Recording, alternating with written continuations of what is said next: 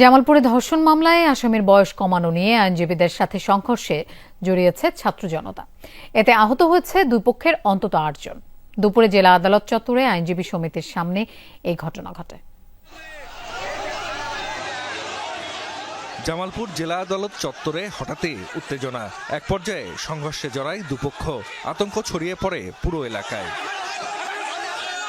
প্রত্যক্ষদর্শীরা জানায়, ইসলামপুর ও দেওয়ানগঞ্জে দুটি ধর্ষণের ঘটনার বিচারের দাবিতে শহরের দয়াময়ী চত্বরে মানববন্ধন করে ছাত্র জনতা।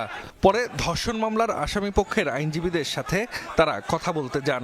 এ সময় অভিযুক্ত এক আসামির বয়স কম দেখানোর বিষয়ে আইনজীবীদের সাথে ছাত্র জনতার বাকবিতণ্ডা হয়। এক পর্যায়ে শুরু হয় ধাওয়া পাল্টা ধাওয়া ও মারধর।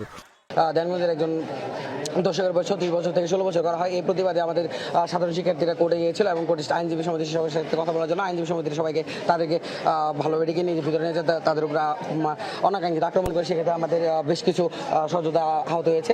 আমাদের আইনজীবীরা তাদের সাথে কথা বলার চেষ্টা করেছে, শান্তিপূর্ণভাবে এটি সমাধানের দিকে নিয়ে যাওয়ার চেষ্টা করেছে। দুর্ভাগ্যজনকভাবে এখানে বিচ্ছিন্ন ঘটনা ঘটেছে, আইনজীবীদেরকে লাঞ্ছিত করা হয়েছে এবং এখানে উত্তেজনাকর পরিস্থিতি তৈরি হয়েছে। পরে পুলিশ পরিস্থিতি নিয়ন্ত্রণে আনে। অভিযোগ পেলে আইনগত ব্যবস্থা নেওয়া হবে বলে জানিয়েছেন পুলিশ কর্মকর্তারা।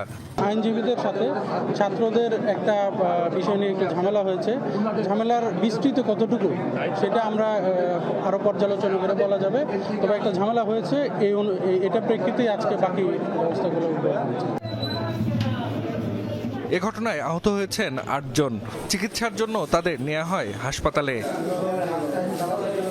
জাহিদ হাসান, যমুনা নিউজ।